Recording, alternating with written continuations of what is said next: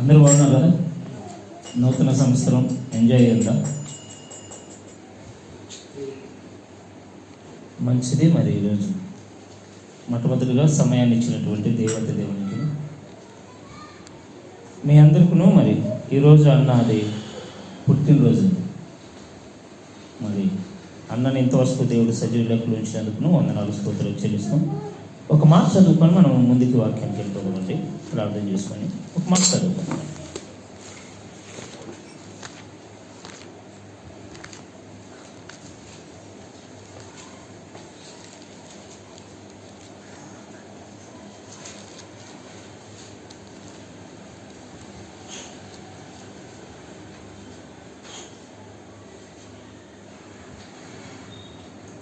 యెషయా గ్రంథము 49వ అధ్యాయము 1వ వచనం చదివి మనం ముందుకు వెళ్ళిపోతామండి. యెషయా గ్రంథము 49 chapter 1 చూద్దామండి. द्वीपांनो माझे ऐका, दूरदूरच्या राष्ट्रांनो कान द्या. मी गर्भावस्थेत असताना परमेश्वराने मला बोलविले. मी मातेच्या उदरात होतो तेव्हा त्याने माझे नाव घेतले. కలుసుకొని చిన్న ప్రార్థన చేసుకుని వాక్యం వెళ్ళిపోతాం. పరిశుద్ధుడు వేలు వేల దూతలతో పడబరిచిన మా గొప్ప దేవ మీకు మన పదవులకు నమస్కారములు. ఇదిగో నాన్న, ఈ ఉదయకాల సమయమందు మీరు ఇచ్చిన సమయాన్ని బట్టి మీకు వందనాలు స్తోత్రాలు. ఈ 2025 సంవత్సరం మొదటి నెల 5వ తారీఖున నా ప్రభా మరి మమ్మల్ని మీరు సజీవులకు ఇచ్చారు. అందరిని బట్టి వందనాలు స్తోత్రాలు. మీ మాటలు మాట్లాడుచున్న నాకును మీ జ్ఞానం మీ ఆలోచన దయచేయండి. వింటున్న మీ పిల్లలకు వినేటువంటి చెవులను గ్రహించేటువంటి మనసును దయచేసి మీ కృపలో భద్రపరచండి.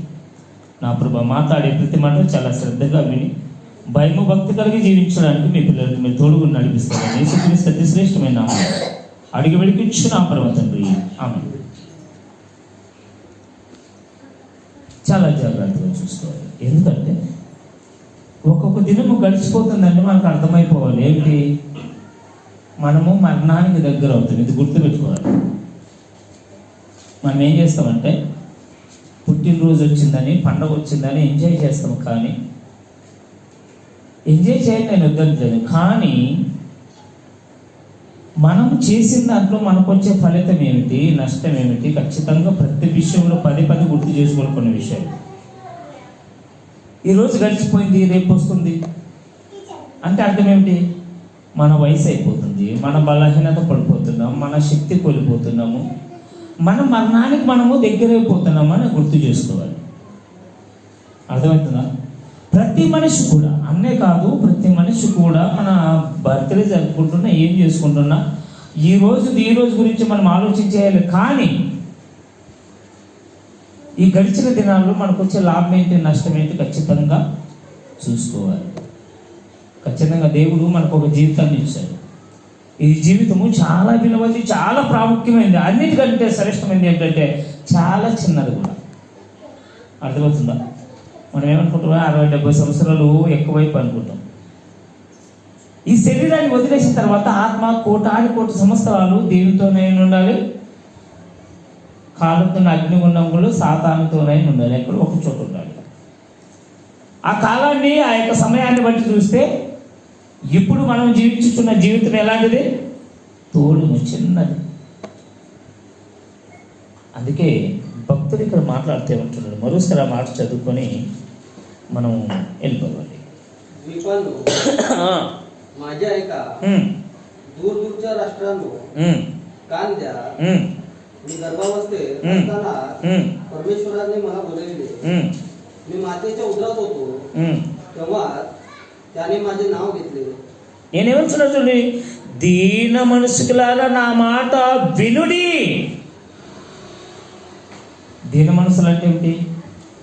విధేయత కలిగిన వారు, దేవుడు అంటే భయభక్తులు కలిగిన వారు, అల్లాహ్ చేయని వారు, దేవుడు అంటే ఎంతో జ్ఞానం కలిగిన వారు. వాళ్ళే కాదు, భూమి మీద ఉన్న ప్రతి మనిషితో మాట్లాడుతున్నాడు. ఏమంటున్నాడంటే, దీని మనుషులారా నా మాట వినుడి, దూరమునున్న జనులారా ఆలకించండి. ఏమంట? దూరం ఎక్కడెక్కడో ఉండి దేవుని మాటలు వింటున్న ప్రతి ఒక్కరు కూడా ఏం చేయాలి? ఆలోచించేయాలంట అని చెప్తూ, నేను గర్భమున పుట్టగానే యెహోవా నన్ను పిలిచును, తల్లి నన్ను ఒడిలో పెట్టుకొని నాది మొదలుకొని ఆయన నా నామమును జ్ఞాపకము చేసుకొని. ఏమంటున్నాడు ఆయన? నేను పుట్టి నా తల్లి ఒడిలో ఉండగానే దేవుడు నన్ను పిలిచాడు, ఏర్పరచుకున్నాడు. ఎంతమంది నమ్ముతారు? దేవుడు మనకు ఒక లెక్క రాసింటాడు. ఆ లెక్క ప్రకారం నడిస్తే ఒకలా ఉంటుంది. మన ఆలోచన ఏది చెప్తుందో, మన మనసు ఏది చెప్తుందో, మన కంటికి ఏది కనపడుతుందో అదే చేసుకొని పోతే ఒకలా ఉంటుంది. ఒకసారి ఆలోచన చేసుకొని, ఈ భూమి మీద నేను ఎందుకు వచ్చాను, దేవుడు ఈ లోకానికి నన్ను ఎందుకు పంపించాడు అని కళ్ళు మూసుకొని ఒకసారి ఆలోచన చేసుకుంటే మనకి క్లారిటీ కనపడుతుంది. లేదంటే ఎవరు ఎట్లయితే ఏమి జరిగితే నాకేమి, నా కంటికి కనపడిందే నేను చేస్తాను, నా మనసుకి తోచిందే నేను చేస్తాను, నా మేలు చెప్పిందే నేను వింటాను అనుకుంటే అది వేరేలా ఉంటుంది. అందుకే నేను అంటున్నాడు, నా తల్లి ఒడిలో ఉండగానే దేవుడు నన్ను పిలిచాడు. పిలిచాడా? ఖచ్చితంగా పిలిచాడు. చూద్దామండి, ఇర్మీ గ్రంథంలో మాట్లాడుతున్నాడు. సేమ్ మాట ఇర్మీ గ్రంథంలో 1:4 కూడా ఉంటుంది. ఒకసారి చూసుకోండి. ఇర్మీ గ్రంథం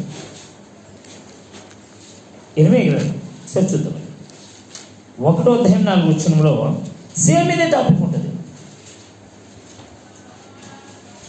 परमेश्वराचे वचन मला आले तसे असे, मला आले ते असे, मी तुला गर्भाशयात घडिले त्यापूर्वी तू मला ठाऊक होतास, तू उदरातून निघाल्यापूर्वी मी तुला पवित्र केले, मी तुला राष्ट्रांचा संदेष्टा नेमिले आहे.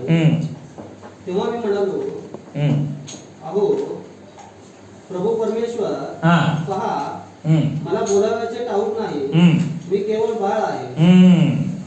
ఇప్పుడేమో చూడండి, అన్న సేవ చేయాలని అది దేవుని ఆలోచన. ఆయన ఎన్నో కళలు అని ఉంటాడు.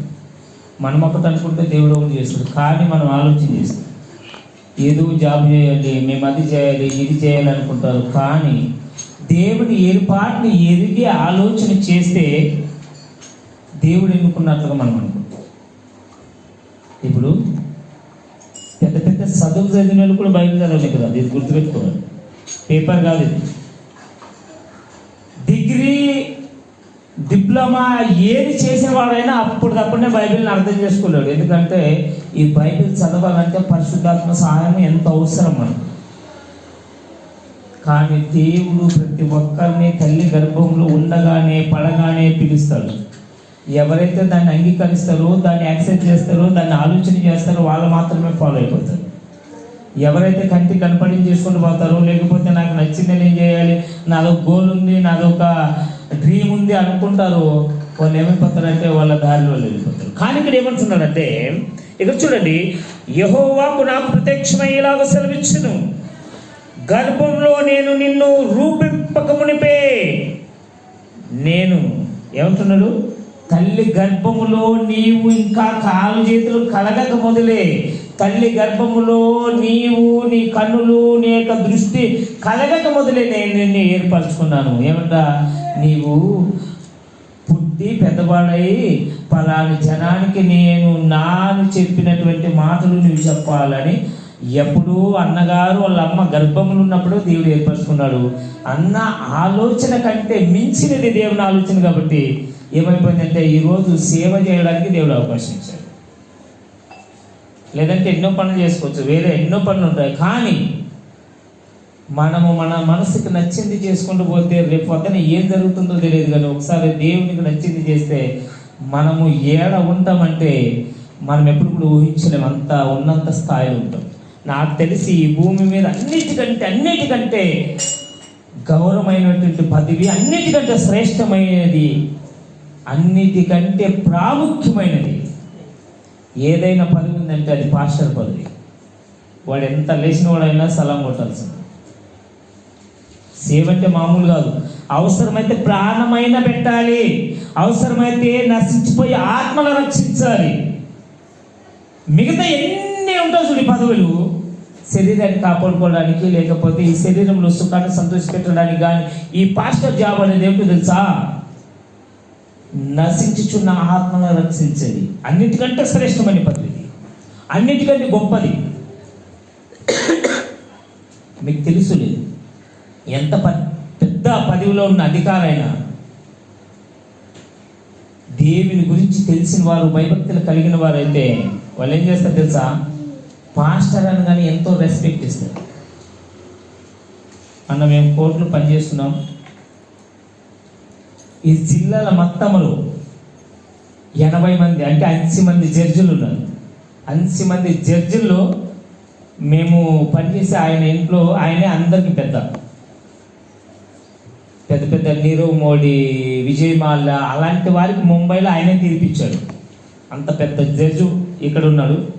ఆయన ఇంట్లో మేము పనిచేస్తున్నాము. వాళ్ళ ఇంట్లో డ్రైవరు తెలుగు వచ్చాయన, మా ప్రాంతం పక్కనే. ఆయన మన క్రిస్మస్ అప్పుడు నా వీడియో చేసిందంట. వచ్చింది ఒకసారి 2 చేతులు ఎత్తి, ఏమన్నా ఏం చెప్తున్నావు, నేను ఎప్పుడు వినలేదు, ఇప్పుడు చూసినా. ఆయన పెద్ద పదవిలో ఉన్నాడు. వాళ్ళని కలాలంటే ఎంతోమంది లైన్లో ఉంటారు. అలాంటి వాళ్ళు కూడా, ఎందుకంటే మనం గొప్ప కాదు, దేవుడు అనుకున్నది చేస్తే ఎక్కడైనా ఉంచగలడు దేవుడు. అందుకంటున్నాడు ఇక్కడ చూడండి, ఏమంటున్నాడు? యెహోవాకు నాకు ప్రత్యక్షమై ఇలాగ సెలవిచ్చును, గర్భములో నేను నిన్ను రూపింపుకొనివే, నేను ఎరిగి తిని, నీవు గర్భము నుండి బయలుపడక మునిపే నేను నిన్ను ప్రతిష్ఠించి తిని, నా జనములకు ప్రవక్తగా నిన్ను నియమించితి. అందుకు అయ్యో ప్రభువుగా యెహోవా చింతగించుము, నేను బాలుడనే, మాటలాడుతూ నాకు శక్తి చాలదని నేను అనగా. ఏమంటున్నాడు ఈయన? నేను చిన్న బాలుడనయ్యా. ఇంతమందికి ఎలా చెప్పగలరు? ఎప్పుడు కూడా ఇది ఆలోచన చేయదండి. మాకు చదువు రాదు, మా మాట ఎవరు వింటాడులే, మేము పిల్లలం కదా. ఎప్పుడు కూడా ఇలా ఆలోచన చేయకూడదు. నువ్వేది చెప్పాలనుకున్నా ధైర్యంగా చెప్పి అవతల ఎలాంటి వాడైనా వాక్యాన్ని అంగీకరించాల్సింది. అంగీకరించకపోతే ఖచ్చితంగా మూల్యము చెల్లించక తప్పదు ఎవరైనా సరే. అందుకు ఒక మాట చెప్తున్నాను చూడండి, ఎందుకు అంగీకరిస్తున్నారు అంటే మత్తయి సువార్త 10:20 ఈ మనిషిని గొప్పతనం కాదు ఎవరు మాట్లాడుతున్నా, ఆ దేవుని గొప్పతనము. ఏమంటున్నారు చూడండి, మత్తయి సువార్త 10:20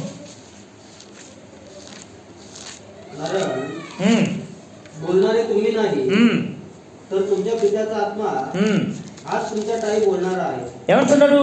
మాట్లాడు వారు మీరు కారు, మీ తండ్రి ఆత్మ మీలో ఉండి మాట్లాడుచున్నాడు. ఎవరు మాట్లాడుతున్నారంట?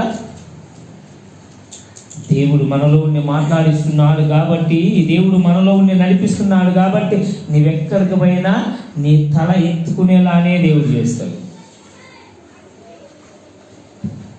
ప్రతి మనిషి కూడా సేవ చేసినా చనిపోతారు,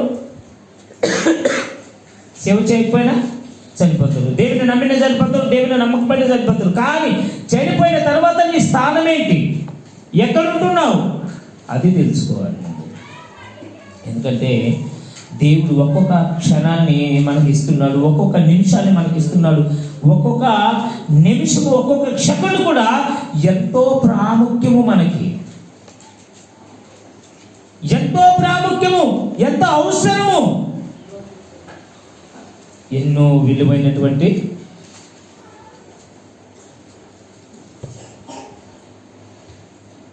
ఎంతో ప్రాముఖ్యం మనకి. మరి మనం ఏం చేస్తున్నాం? ఎవరు కూడా జీవితం పైన నెగ్లెక్ట్ చేయొద్దండి. ఏ ఒక్క క్షణాన్ని కూడా వేస్ట్గా చేయొద్దండి.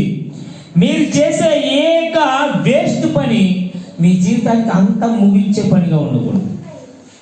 ఎనీ టైం దేవుని మాటలు మనలో ఉండాలి. దేవునికి ఏది ఇష్టమో ఇష్టం లేదో తెలుసుకోవాలి, ఏది వాక్యానుసారమో తెలుసుకోవాలి. ఒక్కొక్క దినము గడిచిపోతుందంటే గుర్తుపెట్టుకోవాలి, మనం ఎక్కడికి పోతున్నాం చెప్పండి. ఈ శరీర యొక్క అంతములో సమీపంగా ఉంటున్నామంటే మనం మరణానికి దగ్గర అవుతున్నామని అర్థం. అంటే ఈ లోకాన్ని వదలడానికి మనం ఒక్కొక్క దినము దగ్గరికి పోతున్నామని అర్థం. సూర్యుడు పుట్టాడు, ఉదయించాడు, సాయంత్రం అయిన కొద్ది అక్కడే ఉంటాడా, ఇక్కడ పోయి పరంలో పోయి మునుగుతాడా? ఏం చేస్తాడు? అర్థం కాలేదు నా పాయింట్. సూర్యుడు ఉదయించాడు, అస్తమిస్తాడా లేదా? మునుగుతుండా లేదా? అంటే 2 గంటలైనా అక్కడే ఉంటాడా? నింబడతాడా? మన జీవితం కన్నా అలాంటిది. మనం ఏం చేసినా చేయకపోయినా, ఏం సాధించినా సాధించకపోయినా, తిని తిరిగినా, పని చేసుకున్నా, ఆత్మను సంపాదించుకున్నా, మనం రక్షించుకున్నా రక్షించకపోయినా, మన ఆత్మ అనేది ఏమైపోతుంది? మరణానికి దగ్గర అవుతూనే ఉంటుంది. ఒక్కొక్క దినము, ఒక్కొక్క సెకండు మనము లెక్క పెట్టుకోవాలి. సమయం చూస్తారు కదా, చాలామంది ఎక్కడ సమయం చూస్తారు? పని పోయింది కదా, ఎంతైతే టైం, తినడానికి టైం అయిందా, ఇంటికి పోవడానికి టైం అయిందా, టైం టు టైం పని చేస్తారు. చూస్తారా? మనము ఈ లోకానికి వచ్చాము, తిరిగి మరో లోకానికి వెళ్ళిపోవాలి. ఎప్పుడైనా సమయం చూసుకున్నారు మీరు? నేను పుట్టాను, ఇంత పెద్దగా, నాకు బర్త్డే వస్తుంది, మరొక దినం వస్తుంది, నేను నా చావుకు దగ్గర అవుతున్నాను అని ఎప్పుడైనా ఆలోచించింది మీకు? ఆలోచన చేయకపోతే ఎట్లంటే చూద్దామండి. రాజులు, మొదటి రాజులు 2వ అధ్యాయం మొదటి వచ్చాము అనుకుంటే ఒకసారి చూద్దామండి. దావీదు మహారాజు గారు మాట్లాడుతూ, ఆయన ఒక్కడేనా? ప్రతి మనిషిని గురించి ఆయన మాట్లాడుతున్నాడు. ప్రతి మనిషిని గురించి చాలా జాగ్రత్త పరుస్తున్నాడు. చూద్దామండి. రాజులు మొదటి గ్రంథం అనుకుంటే ఒకసారి చూద్దామండి.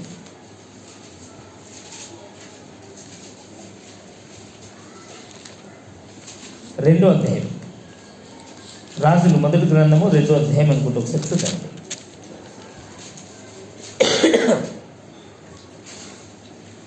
दाविदाचा अंतकाळ जवळ आला तेव्हा त्याने आपला पुत्र शलोमोन यास ताकीद देऊन म्हटले, मी जगाच्या रहाटीप्रमाणे जाणार. ఏమంట? ఎప్పుడైనా మీకు ఈ పాయింట్ అర్థమైందా? అర్థం చేసుకున్నారు ఎప్పుడైనా? ఏమంటున్నాడైనా? దావీదుకు మరణకాలము సమీపింపగా అతడు తన కుమారుడైన సొలొమోనును ఇలాగా ఆజ్ఞాపించును, లోకులందరూ పోల్చిన మార్గమును నేను పోచున్నాను గనుక, కాబట్టి నీవు ధైర్యం తెచ్చుకొని నిర్భయం కలిగి జీవించుమంటున్నాడు. ఏంటి ఆయనకి ఎలా అర్థమైంది? చచ్చిపోతాడని చెప్పండి. మరణకాలం సమీపించిందంటే చావడానికి సిద్ధంగా ఉన్నాడంటే అర్థం ఏంటో తెలుసా? వయసు అయిపోయింది అని అర్థం. దినదినము మన వయసు ఏమైపోతుంది? తరిగిపోతుంది. ఈ సంవత్సరం ఉన్న వాళ్ళు ఇంకో సంవత్సరం ఎలా ఉంటారు? నిదానము మనలో ఒకటి గుర్తు బయటకు వస్తుంటుంది తెలుసా? ఏమవుతుందంటే తిన్నన్నం అరగకపోవడం, అలసట రావడం, శరీరంలో కాలు చేతులు ఎగ్గడం కదా. ఇవన్నీ ఎందుకు గుర్తు? మనం మరణానికి దగ్గర అయిపోతున్నాం, మన టైం అయిపోతుంది గుర్తు చేస్తుంది. ఈ లోకంలో సమయం అయిపోతుంది. ఏం చేయాలి? మనము జాగ్రత్త పడాలి. ఏంటంటే జాగ్రత్త అంటే, ఈ భూమి మీద అందరూ చచ్చిపోతారండి. నీవైనా, నేనైనా, అన్నయ్య, ఇంకొకరైనా చచ్చిపోతారు. కానీ ప్రాముఖ్యమైనది ఏమిటి? ఆత్మ. ఆత్మ ఎక్కడ పోతుంది? ఇది మనం గుర్తుపెట్టుకోవాలి. ఏమంటున్నాడంటే ప్రసంగి గ్రంథం 7వ అధ్యాయం 1వ వచనములో,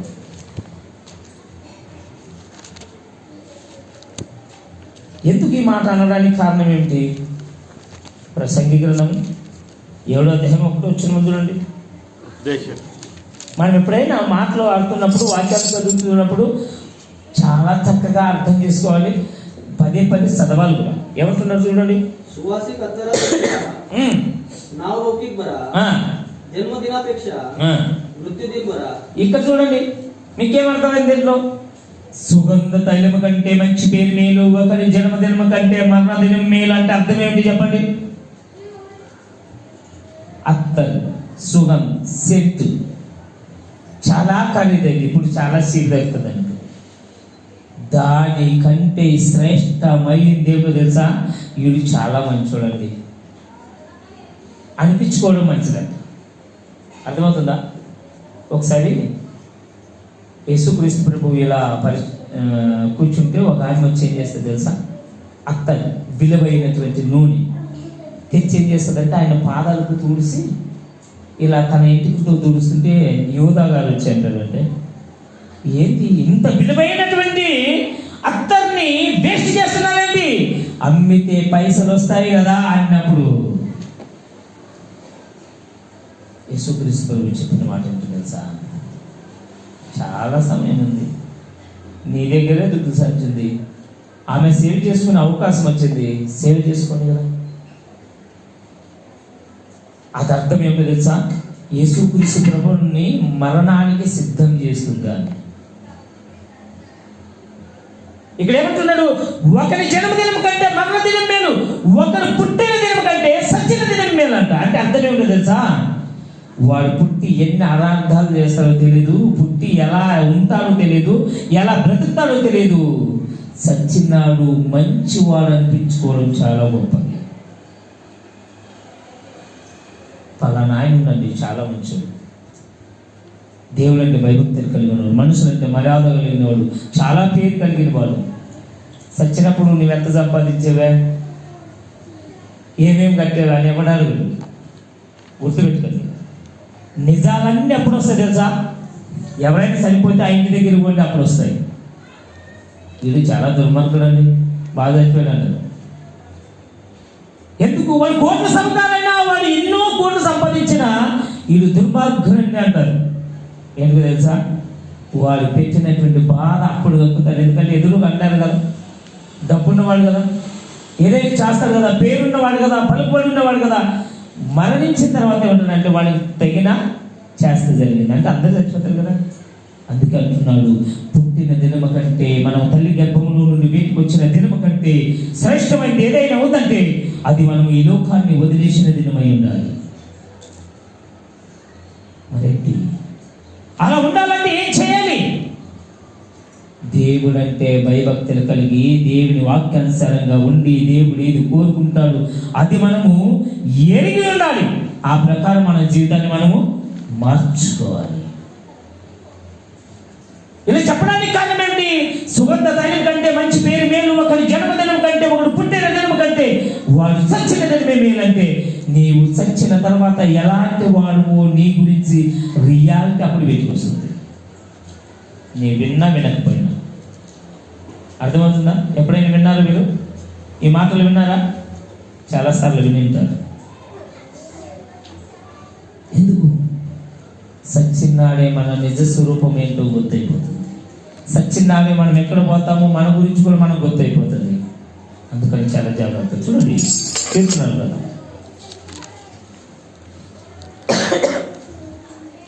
కీర్తనలు కదా 89వ అధ్యాయం 48వ వచనం, 89 చాప్టర్ 48 చూద్దామంటే సార్.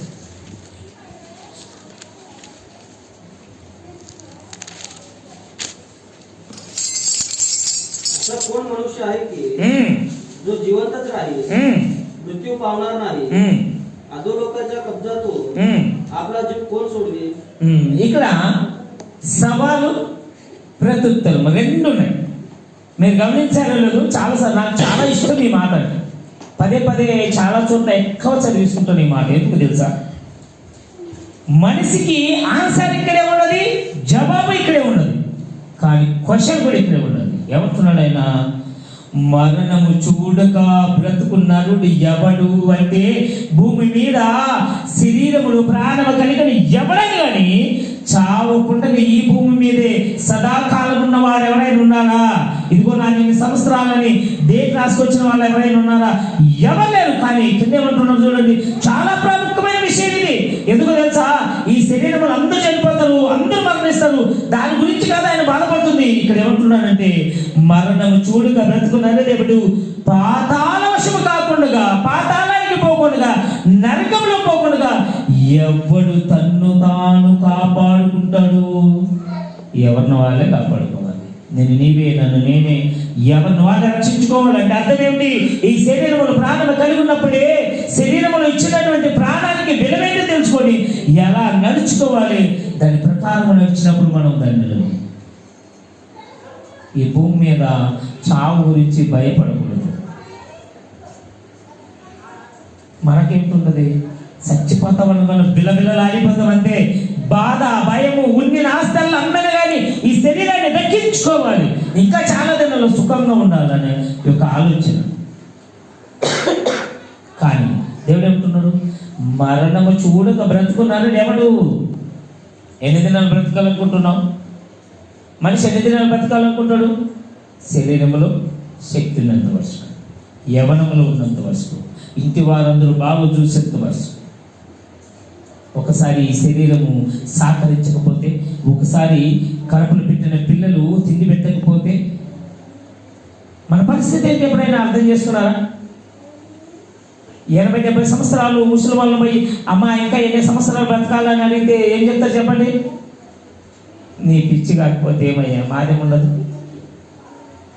పండు ముసలు ఎప్పుడు రాలిపోతుందో తెలియదు. మరేంటి యవ్వనంలో ఉన్నప్పుడు మేము బ్రతకాలనుకున్నారు కదా, చనిపోయిన తర్వాత ఎందుకు ఇలా మేము బాగుండాలనుకోలేదు? యవ్వనంలో ఉన్నప్పుడు బ్రతకాలనుకున్నారు, మంచిదే. నేను చనిపోయిన తర్వాత నేను దేవుడితో ఉండాలని ఎందుకు అనుకోలేదు? ముసలైన తర్వాత ఏమో అసహ్యం వచ్చిందా? శరీరం సహకరించకపోవడానికి కారణం ఏమిటి?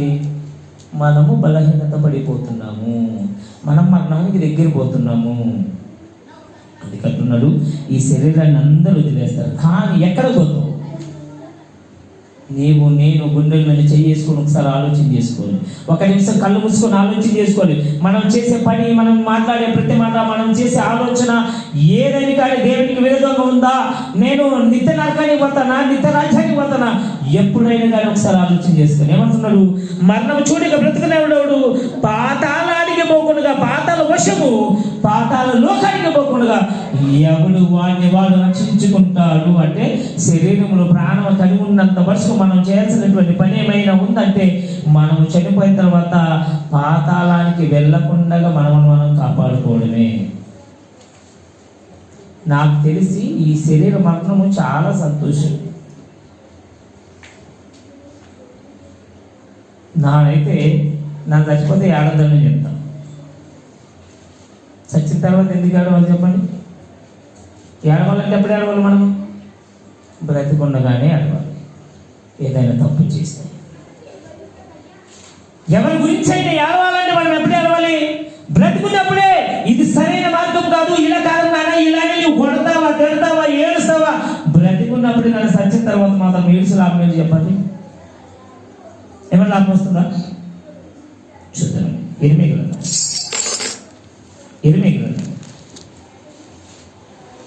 20వ అధ్యాయం 10 వచ్చింది అనుకుంటే ఒకసారి చూద్దామండి. వాక్యం మాట్లాడుతున్నటువంటి మాట ఏమిటో తెలుసా? మన జీవితం విలువేంటో మనకు గుర్తు చేస్తుంది. భావిస్తుంది అన్న, భావిస్తుంది కావచ్చు.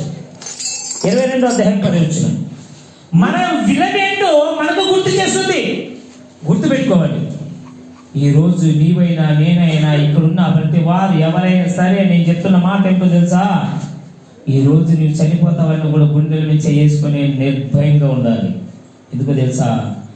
మనం ఎప్పుడు పోతామో మనకు తెలియదు. చూడండి ఏమంటున్నాడు?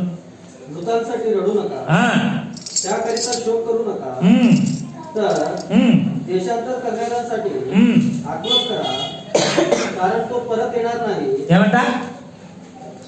చనిపోయిన వారి గురించి ఏడవద్దు, వారి గురించి అంగలార్చవద్దు. చనిపోయినాక ఎందుకు నీ మేకలు పోయడం, ఎందుకు ఏడవడం, ఎందుకు బాధపడడం? అంటే నీవు అక్కడికి పోవా? చనిపోతలేవా? కింద ఏమంటున్నాడు తెలుసా? వెళ్ళిపోవచ్చిన వారి గురించి బహురోధన చేయండి. అంటే శరీరంలో ప్రాణం కలిగి చనిపోవడానికి సిద్ధంగా ఉన్నాడే వారి గురించి ఎంతైనా సరే అనవండి. ఎందుకు తెలుసా?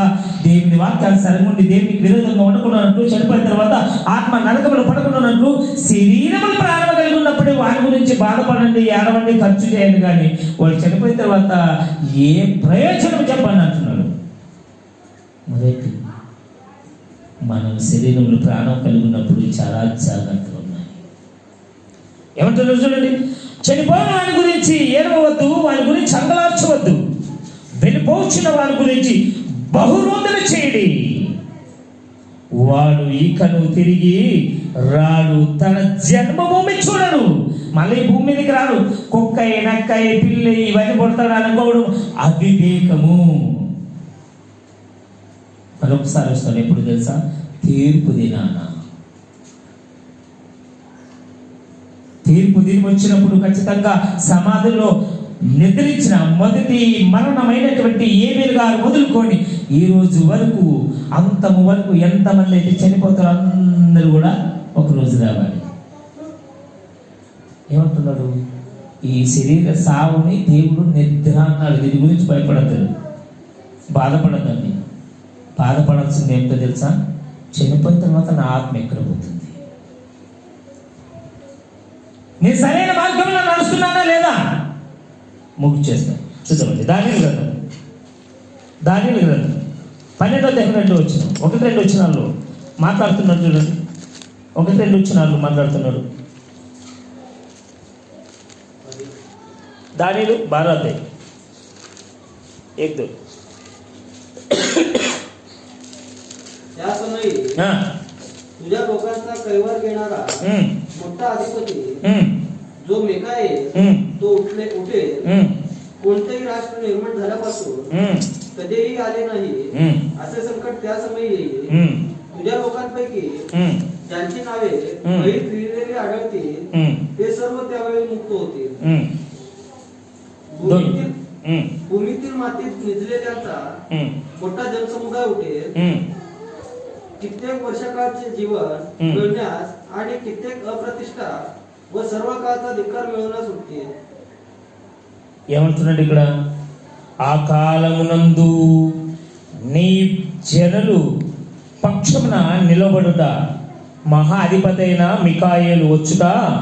అప్పుడు నీ జనులు రాజ్యము కూడినది మొదలుకొని ఈ కాలము వరకు ఎన్నటికి నీ కలగనంత ఆపద కలుగును. అయితే నీ జనులలో గ్రంథమునందు దాఖలైన వారెవరో వారు తప్పించుకుందురు, మరియు సమాధుల్లో నిద్రించి అనేకులు మేలుకొందురు. కొందరు నిత్య జీవం అనుభవించుటకును, కొందరు నిత్యము హేళగుటకును మేలుకొందురు. ఏమంటున్నాడు? ఈ భూమి పుట్టినాడు మొదలుకొని ఎప్పుడు జరగనంత విపత్తు జరుగుతుందంట. మికాయేలు గారు ఈ భూమి మీదకి వచ్చిన తర్వాత చనిపోయిన వాడంటే ఆదాము కొడుకైనటువంటి ఏబేలు మొదలుకొని మొట్టమొదటి మరణం ఎవరిది? ఏబేలు గారు. అది మొదలుకొని అంతము వరకు ఎంతమంది చనిపోయారు అందరూ లేస్తారంట వాళ్ళ తీర్పును బట్టి. మీరు ఇంటికి వెళ్ళి చదువుకోండి. ప్రకటన గ్రంథం 20వ అధ్యాయం అంతా కూడా అదే ఉంటుంది. అందుకని జాగ్రత్త. ఏమంటున్నాడు? మనము చాలా భయభక్తులు కలిగి ఉండాలి. ఈ శరీరంలో జీవించిన దినాలు ఇప్పుడున్న వారు ఇంకా గంటుకుంటామో లేదో తెలియదు, కానీ మనం ఉన్న స్థితి ఏంటో మనకు తెలుసు. మీ గురించి మీకు తెలుసు, నా గురించి నాకు తెలుసు. నా మనసులో ఏముందో నాకు తెలుసు, మీ మనసులో ఏముందో మీకు తెలుసు. ఇంకొక విషయం సత్యం ఏంటో తెలుసా? ఎవరు ఎక్కడ పోతారో వాళ్ళకి బాగా తెలుసు. కొంతమంది చూడండి, ఎందుకు చర్చికి రాలంటే మాకు తెలియదండి, మేము ఖచ్చితంగా నరకానికి పోతాం ముందే చెప్పేస్తాం. ఎందుకంటే వాళ్ళ క్రియలేంటి వాళ్ళకి తెలుసు. నరకానికి వచ్చి ఇచ్చే లాభం ఏంటి చెప్పండి? చిన్న పాటలు అనుకుంటారా? వంటలు చేస్తున్నప్పుడు లేక ఈ చలికాలము మంటలు కాల్చుకున్నప్పుడు కొంచెం కాలితేనే తట్టుకోలేదు. అది బర్ణాలు అంటిస్తే పోతుంది, టూప్ అంటిస్తే పోతుంది. మరి దానికి నేను ఎంత భయపడితే, ఎంత విచిత్రంగా బాధపడితే, మళ్ళా అక్కిలో కాలుతూ ఉన్నప్పుడు మనకు మార్క్స్ వంటలు ఉంటుంది. అగ్ని ఆరదు, పురుగు చావు. మన ఆత్మ సత్యం కాదు. ఉంటే దేవునితో నేను ఉండాలి, ఉంటే నరకములో బాధపడుతూ ఉండాలి. ఈ శరీరము శాశ్వతం కాదు. నీవు లావున్నా, సన్నమున్నా, బుడ్డగున్నా, ఎత్తున్నా, కన్నులున్నా లేకపోయినా, ఆరోగ్యమున్నా లేకపోయినా, ఈ శరీరములు ఉన్నంత వరకే నీకు పేరు. కానీ ఈ శరీరాన్ని వదిలేసిన తర్వాత స్త్రీ అని, పురుషులని, పిల్లలని, పెద్దలని ఏ భేదము ఉండదు. ఆత్మంతా ఒకటే, ఒకేలానే ఉంటుంది. అర్థమవుతుందా? స్త్రీ పురుషులు, పిల్లలు, పెద్దలు ఎవరో పిల్లలు చూస్తే ఏమో పిల్లగాడండి అంట. ఆత్మ ఒక పిల్లగాడు పెద్దవాడు అని ఉండదు, ఈ శరీరానికి మాత్రమే. మరేంటి ఒక మాట చెప్పి ముగించేసుకున్నాము, చదవండి మీరు. ఫిలిప్పీయులకు రాసిన పత్రిక అనుకుంటా 1:21 వచ్చిన చూడండి. అపుస్తలుడైన పౌలు గారు మాట్లాడుతూ ఆయన మాట్లాడిన మాట చూడండి, ఎంత చక్కగా చెప్తున్నాడు ఆయన. మీరు ఇదే కాదు, 20వ అధ్యాయం నుండి అపోస్తల కార్యాలు లాస్ట్ వరకు చూసుకుంటూ ఆయన చేసిన సేవ, ఆయన పడిన బాధ ఆయన గుర్తు చేసుకొని ఎంతో ఏడుస్తున్నాడు. ఆయన కాదు, ఆయన ప్రేమించిన వారు. కానీ ఇక్కడ ఫిలిప్పీయులకు రాసిన పత్రిక అనుకుంటా, ఒకసారి చూద్దామని. ఫిలిప్పీయులకు రాసిన పత్రిక 1:21 వచ్చిన అనుకుంటా, చూద్దామని. कारण मला तर जगणे हे ख्रिस्त आहे आणि मरणे लाभ आहे. ఏమంట? బ్రతుకుని క్రీస్తు, చావైతే లాభము. ఇదేంటి విచిత్రంగా లేదా మనకి? ఎప్పుడైనా ఆలోచన చేశారా? చచ్చిపోతే లాభమా? మీరు చెప్పండి, లాభమా నష్టమా? చచ్చిపోతే లాభమా నష్టమా? సావడానికి సిద్ధంగా ఉన్నారంటారా? చచ్చిపోతేనే లాభం. ఎందుకు తెలుసా? ఈ శరీరంలో ఉన్నప్పుడు దేవుడు ఎక్కడో కనపడతాడని ఉరుగులాడతారు, కానీ చచ్చిపోతేనే మనం దేవుడిని చూస్తాం. ఇది గుర్తుపెట్టుకోవాలి. ఏది లాభం అంటే మనం సృష్టించినటువంటి సృష్టికర్తను, మనం ఆరాధిస్తున్నట్టు దేవాతి దేవుని చూడడానికి అప్పుడే అవకాశం దొరుకుతుంది. అందుకని అంటున్నాడు, బ్రతుకుల క్రీస్తు, చావైతే లాభము. నేను బ్రతికిన దినాలు నా క్రీస్తు గురించి బతుకుతా, నేను చచ్చిపోతే నాకు లాభం. ఎందుకు తెలుసా? జీవకిరీటం ఉంది. జీవకిరీటం అంటే ఏమిటి తెలుసా? అంతము లేని దినాల్లో, అంతము లేని రాజ్యములు, దేవునితో పాటు నేను ఆయనతో పాటు సదాకాలం ఉంటానని ఆయన నమ్మకం. ఎందుకు తెలుసా? ఆయన అలా జీవించాడు కాబట్టి. మరి మనకెందుకు లేదా నమ్మకం చెప్పండి? మనం కూడా అలాగే నమ్ముకోవాలి, అలాగే నడుచుకోవాలి. అప్పుడు మనం కూడా అలాంటి వారే ఉండాలి. ఆయన ఏమన్నాడు? ఆయన 12 మంది శిశువులు అయితే 12 మందిలో ఒకరు తప్పిపోతే 11 మంది శిశువులు కూడా చెప్పలేకపోయారు. పౌలు గారి కంటే ముందు సేవ చేసిన వాళ్ళు, యేసుక్రీస్తు ప్రభువు శరీరంలో బ్రతికున్నప్పుడు 3.5 సంవత్సరాలు ఆయనతో ఉన్నవారు కూడా చెప్పలేకపోయారు. ఏమంటారు తెలుసా? మేము క్రీస్తుని బట్టి నడిచాం, మీరు మమ్మల్ని బట్టి నడవాలని. కానీ పౌలు గారు చెప్పారు, ఏం తెలుసా? నేను క్రీస్తుని బట్టి నడిచాను, మీరు నన్ను బట్టి నడవాలని. ఎంత డెడికేట్, ఎంత కర్కటంగా నడిచింటారు చెప్పండి. చెప్పగలిగే దమ్ము ఆయనకు ఉందంటే ఆయన అలా నడిచాడు కాబట్టి. మీరు అపోస్తల కార్యాలు 20వ అధ్యాయం నుండి చదువుకుని ఆయన ఏమంటారు తెలుసా? ప్రతి చోట నేను వెళ్ళినప్పుడు నాకు పరిశుద్ధాత్మ చెప్తుంది, నీ యెరూషలేముకు వెళ్ళాలి, నా గురించి బంధకములు, ఇంకా ఎన్నో సమస్యలు ఉన్నవి, ఇంకా ఏం జరుగుతుందో నాకు తెలియదు, ఇకపైన నా ముఖము చూడాలంటాడు. ఏంటి తెలుసా? నేను యెరూషలేముకు పోతున్నా చావడానికే, ఇకపైన మీరు నన్ను చూడరు అంటాడు. మనం చంపుతారంటే ఆ దేశానికి పోతామా? ఆ ప్రాంతానికి పోతామా చెప్పండి? పోలేము. 14 రోజులు నీళ్ళులానే తిండి తిప్పలు లేకుండా ఉన్నారు. బాధపడుతుంటే వాళ్ళతో మాట్లాడుతున్నాను. నేను 14 రోజున అయ్యలారా మీరు తినండి, నా దేవుడు నాతో మాట్లాడలేదు. నేను యెరూషలేము అంటే రోమా వాళ్ళ దగ్గరికి పోయేంత వరకు, రోమన్ దగ్గరికి పోయేంత వరకు మీలో ఎవరు కూడా నశించరని నా దేవుడు చెప్పాడు అంటాడు. ఆయన పాము కొడితే పాము చచ్చిపోతుంది. ఇది విచిత్రం కదా? పాము కొడితే పాము చచ్చిపోతుంది, ఆయనకేం కాదు. అందరూ అప్పుడు ఏమన్నారు, దేవుడు వచ్చాడు, దైవం వచ్చాడు, ఏమేమో పోగొడతారు. ఎందుకంటే పాము చచ్చిపోయింది కాబట్టి. ఆయన చేసిన సేవ మామూలు కాదు. నాకు తెలిసి ఆయన సేవ ఏ సేవకుడు కూడా చేయలేదు. ఆయన ఇలా ప్రయాణం అయిపోతుంటే సముద్రంలో ఉప్పు నీళ్ళలో పడవ పగిలిపోయి 2 రాత్రులు పగుళ్ళు నీళ్ళులానే ఉన్నాడు. బతకగలమా? మనము ఉండగలమా? అయినను దేవుడు, ఆయనకేం లేదండి. రాజు తర్వాత రాజు, అధికారి, ఆయన చెప్పినట్లు వినాలి. అలాంటి వాడు అన్ని వదిలేసుకొని సేవలు వచ్చి తన ప్రాణం పెట్టడానికి సిద్ధంగా ఉన్నారంటే ఆయనకు అర్థమైంది ఏంటి, మనకు అర్థం కాదేంటి?